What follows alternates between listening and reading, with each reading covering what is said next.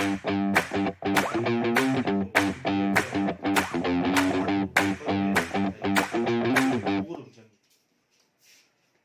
दोस्तों, आप सभी का स्वागत है हमारे YouTube channel with Ashish Gupta पर।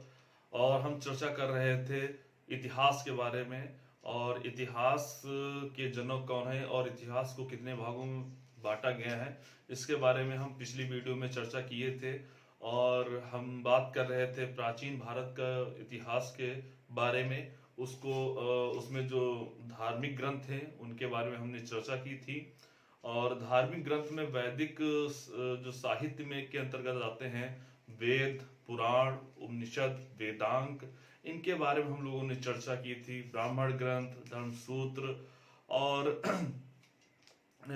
सारे जो थे इनके बारे में हमने चर्चा की थी। हम लोगों ने चर्चा किया था कि जो वेद होते हैं, वेद कितने, चार वेदों के बारे में हमने चर्चा की थी। वेदांग वेदांग के बारे में चर्चा की थी, 6 वेदांग के बारे में चर्चा की थी। पुराण के बारे में चर्चा की थी, 18 पुराण होते हैं। और उपनिषद उपनिषद 108 उपनिषद। दोस्तों, हम लोगों ने इनके बारे में चर्चा की थी। 4 वेदों के बारे में चर्चा की थी, 6 वेदांग के बारे में चर्चा की थी, 18 पुराण के बारे में चर्चा की थी। जो प्रमुख पुराण थे उनके बारे में हमने बताया था, मत्स्य पुराण वगैरह। और जो उपनिषद थे, उपनिषद में टोटल कितने होते हैं, 108 होते हैं। उपनिषद के बारे में चर्चा की थी। और मंडोक उपनिषद के बारे में चर्चा की थी, जिसमें सत्य मिल थे, जहां से लिया गया है। तो ये सारे थे मित्रों, दोस्तों, ये थे वैदिक साहित्य। ये क्या था, वैदिक साहित्य। हमने सबसे पहले वीडियो में आपको कैटेगराइज करके बताया था कि जो धार्मिक ग्रंथ थे और ऐतिहासिक ग्रंथ थे। और धार्मिक ग्रंथ में जो वेद, उपनिषद, वेदांग ये थे, ये वैदिक साहित्य के अंतर्गत आते हैं। तो वैदिक साहित्य हम लोगों ने डिस्कस कर लिया है। अब इसके बाद हम चर्चा करेंगे बौद्ध साहित्य पर। दोस्तों, अब हम चर्चा करेंगे किस पे, बौद्ध साहित्य पर। दोस्तों, अच्छे से समझिएगा, अच्छे से देखिएगा, सुनिएगा, अच्छे से आएगा, रटना नहीं है, आराम से सब कुछ होगा, याद होगा, यहीं पर याद होगा, तो एकदम आसानी से समझिएगा।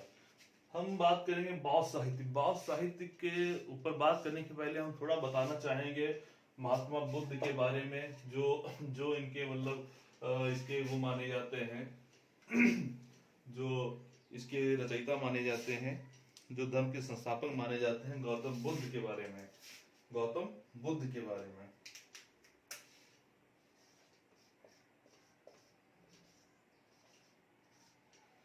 गौतम बुद्ध या गौतम महात्मा बुद्ध, ये भी हम कह सकते हैं, महात्मा बुद्ध के बारे में कह सकते हैं, कोई दिक्कत नहीं है।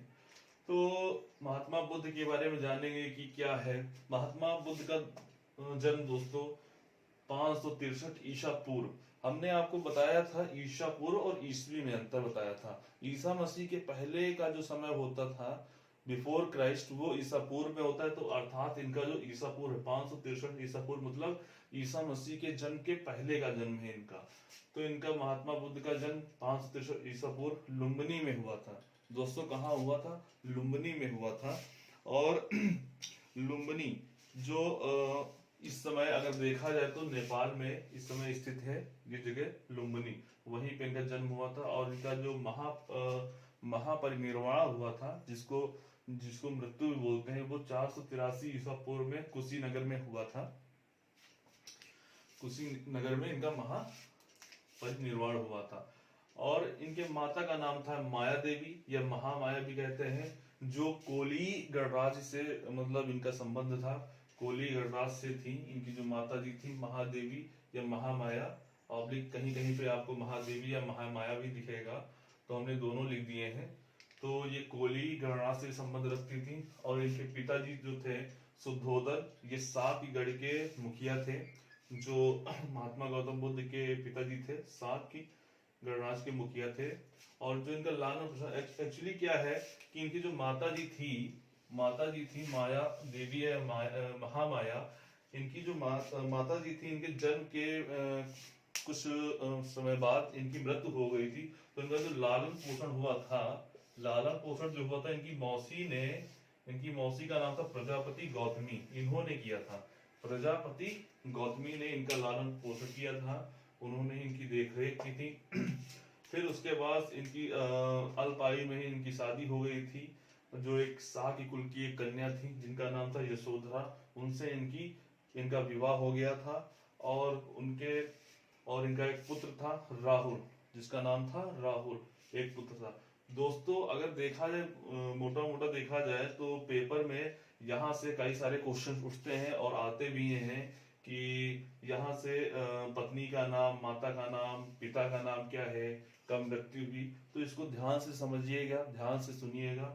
बौद्ध साहित्य की हम बात करेंगे। बौद्ध साहित्य के अंदर जो गौतम बुद्ध जी के बारे में ये हम थोड़ा चर्चा कर रहे हैं इस पे। और इनके में 3 रत्न भी बताए गए हैं, बुद्ध, धम्म और संघ। संघ के बारे में बताया गया है। और महात्मा गौतम बुद्ध के जो बचपन का नाम था सिद्धार्थ, ये भी बहुत इंपॉर्टेंट है, ये भी बहुत पूछा जाता है दोस्तों, इसको भी ध्यान रखिएगा। महात्मा बुद्ध जो थे, गौतम बुद्ध थे, इनके बचपन का नाम क्या था? सिद्धार्थ था। क्या नाम था? सिद्धार्थ था। दोस्तों आपने देखा कि जो मोटा मोटा मैंने बताया आपको, इनके जन्म, माता पिता का नाम, लालन पालन और पत्नी पुत्र क्या है, ये बहुत अपने आप में इंपॉर्टेंट है।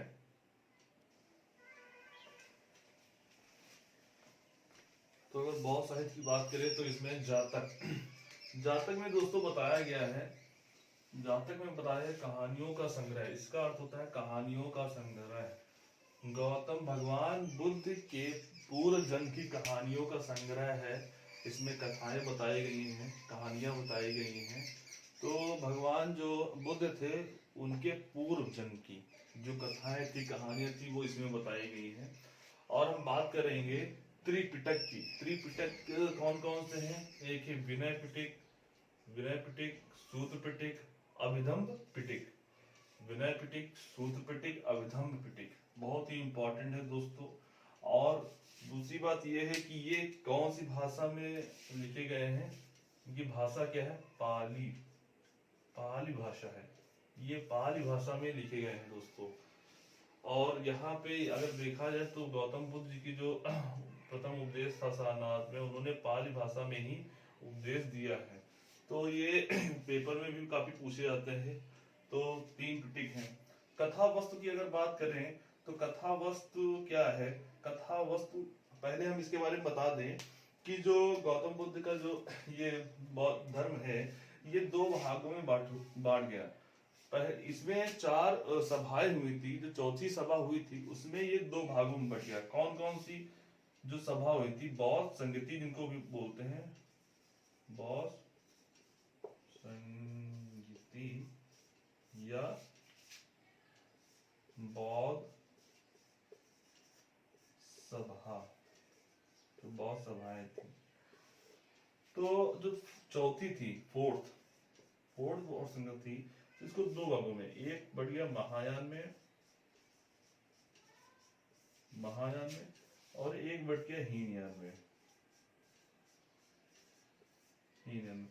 तो ये जो कथा वस्तु है ये हीनयान की एक प्रमुख ग्रंथ है। हीनयान का एक प्रमुख ग्रंथ है कथा वस्तु। और इसमें क्या बताया गया है? जीवन चरित्र का वर्णन किया गया है।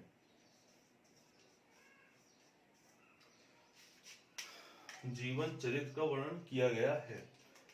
दोस्तों समझिएगा, याद रखिएगा, ध्यान से देखिएगा, बहुत इंपॉर्टेंट है। एग्जाम को अगर देखा जाए, एग्जाम के नजरिए से काफी इंपॉर्टेंट है। जातक में क्या है? कहानियों का संग्रह बताया गया है। भगवान बुद्ध के पूर्व जन्म की कहानियों का संग्रह बताया गया। त्रिपिटक कौन कौन से हैं? विनय पिटक, सूत्र पिटक, अभिधम्म पिटक। और ये कौन सी भाषा में? पाली भाषा में है। कौन सी भाषा में है? पाली भाषा में है। और जो जो चौथी बौद्ध संगति और बौद्ध सभाएं थी, उसमें हीनयान का जो महाग्रंथ था, हीनयान का जो था क्या था? प्रमुख ग्रंथ था। हीनयान का प्रमुख ग्रंथ, या ऐसे भी लिख सकते हैं।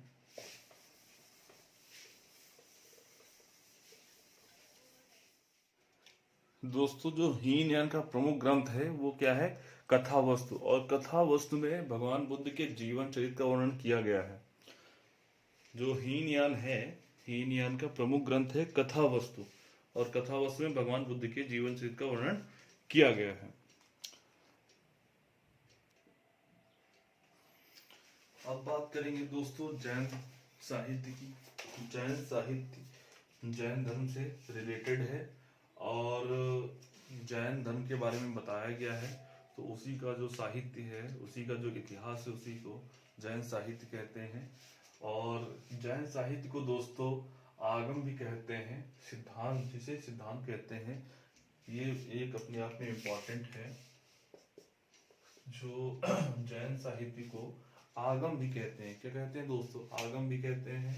और इसके जो प्रमुख साहित्य है दोस्तों, जिसको प्रमुख साहित्य है भगवती सूत्र, भगवती सूत्र, कल्प सूत्र, और इसमें टोटल जो है 12 अंग है।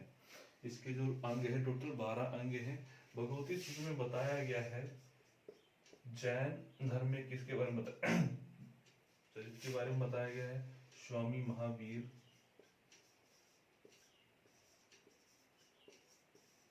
स्वामी महावीर के जीवन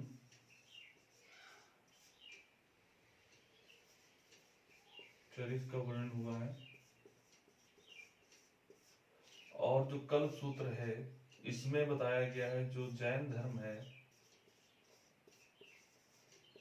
जैन धर्म के इतिहास का वर्णन है, इतिहास का वर्णन है दोस्तों। जैन साहित्य को आगम सिद्धांत भी कहते हैं, आगम कहते हैं, या आगम का अर्थ जो होता है वो सिद्धांत बोलते हैं। और जो इसके प्रमुख साहित्य हैं भगवती सूत्र, जिसमें स्वामी महावीर के जीवन चरित्र का वर्णन किया गया है, कल्प सूत्र में जैन धर्म के इतिहास का वर्णन किया गया है। और इसमें दोस्तों 12 अंग है। और जैन साहित्य में इतना ही बहुत इंपॉर्टेंट है। और जैन साहित्य के अंदर जैन धर्म आता है, इसके बारे में हम चर्चा करेंगे, अच्छे से विस्तार से इस टॉपिक पे बात करेंगे। अगर हम बात करना चाहें तो जैन धर्म के बारे में थोड़ा हम बता दे रहे हैं।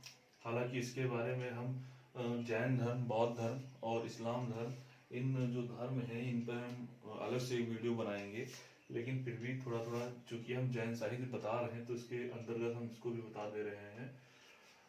जैन धर्म जो इसके प्रथम तीर्थंकर थे ऋषभ देव थे, ये काफी इंपॉर्टेंट है, ये पूछे जाते हैं क्वेश्चन पेपर में। जो जैन धर्म के प्रथम तीर्थंकर थे ऋषभ देव थे, और 23वें तीर्थंकर थे पार्श्वनाथ थे। ऋषभ देव प्रथम जो तीर्थंकर थे दोस्तों ऋषभ देव थे, और 23वें तीर्थंकर जो थे पार्श्वनाथ थे। और इसके जो 24वें अथवा अंतिम तीर्थंकर जो थे मित्रों दोस्तों, जो 24वें और अंतिम तीर्थंकर थे वो महावीर स्वामी थे। कौन थे दोस्तों, महावीर स्वामी थे। और अगर बात करी जाए कि जो जैन धर्म के संस्थापक थे तो ये थे ऋषभ देव जी थे। जैन धर्म के प्रथम तीर्थंकर और संस्थापक ऋषभ देव जी थे, और 24वें अथवा अंतिम तीर्थंकर महावीर स्वामी थे। 23वें तीर्थंकर ही पार्श्वनाथ थे, इसलिए बता रहे हैं क्योंकि ये एग्जाम के हिसाब से इम्पोर्टेंट है, इसलिए 23वें तीर्थंकर पार्श्वनाथ थे। ये भी इम्पोर्टेंट है, याद कर लीजिएगा, ध्यान से देखिएगा दोस्तों। 24वें अथवा अंतिम तीर्थंकर थे महावीर स्वामी थे। अगर महावीर स्वामी की बात करें तो इनके जो बचपन का नाम था वर्धमान था, और इनका जन्म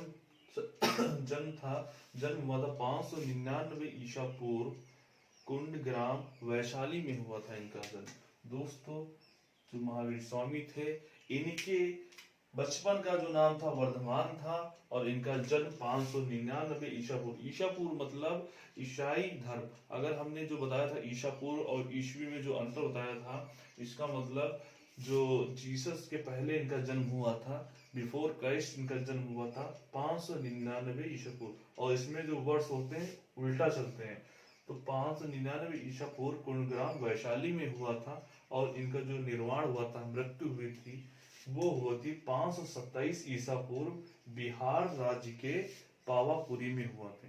इनकी जो मृत्यु हुई थी बिहार राज्य के पावापुरी में हुई थी। दोस्तों इनके पिता का नाम था सिद्धार्थ पिता का नाम था सिद्धार्थ, ये यात्रक कुल के मुखिया थे। और इनकी माता का नाम था त्रिशला, जो लिच्छवी राजा चेटक की बहन थी। इनकी पत्नी का नाम यशोदा था और इनकी दो पुत्रियां थी, अनुजा और प्रियदर्शनी। और जो महावीर स्वामी ने जो अपना पहला उपदेश दिया था वो किस भाषा में दिया था? प्राकृत भाषा में, अर्धनगधी भाषा में दिया था। इन्होंने जो अपना पहला उपदेश दिया था वो किस भाषा में दिया था? प्राकृत। और अगर हम बात करें बौद्ध धर्म में तो उसमें कौन सी भाषा थी? पाली भाषा थी, पाली भाषा। और जो जैन धर्म में अगर बात करें तो कौन सी भाषा में है? प्राकृत भाषा में। ये दोस्तों ध्यान से समझिएगा, सुनिएगा। तो प्रथम तीर्थंकर ऋषभ देव थे और प्रथम तीर्थंकर और संस्थापक ऋषभ देव थे। 23वें तीर्थंकर पार्श्वनाथ थे। 24वें अथवा अंतिम तीर्थंकर महावीर स्वामी थे। और महावीर स्वामी जी का जन्म जो हुआ था, बचपन का जो नाम था वर्धमान था, और इनका जन्म 599 ईसा पूर्व कुंड ग्राम वैशाली में हुआ था। और इनकी मृत्यु 527 ईसा पूर्व बिहार राज्य के पावापुरी में हुई थी। इनके पिता का नाम सिद्धार्थ है। सिद्धार्थ क्या थे? यात्रक कुल के मुखिया थे। और इनकी माता त्रिशला थी, ये लिच्छवी राजा चेटक की बहन थी। इनकी पत्नी का नाम यशोदा है और पुत्रियां इनकी दो थी, अनुजा और प्रियदर्शनी। और इन्होंने भाषा का उपदेश दिया था, और किस भाषा में दिया था? प्राकृत भाषा में। जो इनके प्रथम अनुयायी थे इनके दामाद का नाम है, यहाँ पे लिख दे रहे हैं, प्रथम अनुयायी जो थे वो कौन थे?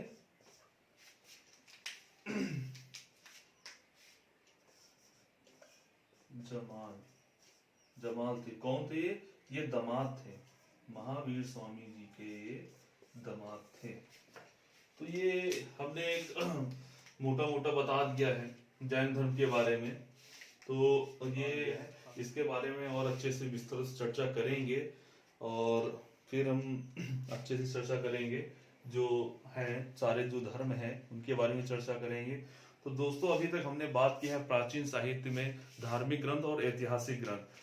धार्मिक ग्रंथ में जो आते थे वैदिक साहित्य में वेद, वेदांग, पुराण, उपनिषद, धर्मसूत्र, स्मृति ग्रंथ, आरण्यक और उपनिषद, इन सब के बारे में बात की जो वैदिक साहित्य के अंतर्गत आते थे। और जो बौद्ध साहित्य था, जैन साहित्य था, इनके बारे में आज हमने बात की। तो दोस्तों एक प्रकार से हमारा जो धार्मिक ग्रंथ थे वो कंप्लीट हो गए हैं। अब हम बात करेंगे अगली वीडियो में ऐतिहासिक ग्रंथ के बारे में बात करेंगे। तो दोस्तों तब तक के लिए धन्यवाद। और अच्छी बात यह है कि हमारा जो ये जैन साहित्य और बौद्ध साहित्य था इसके अंतर्गत थोड़ी जानकारी हमें जैन धर्म और बौद्ध धर्म के बारे में भी जानकारी मिल गई। तब तक के लिए दोस्तों नमस्कार, स्वस्थ रहिए, मस्त रहिए और तैयारी में लगे रहिए। नमस्कार।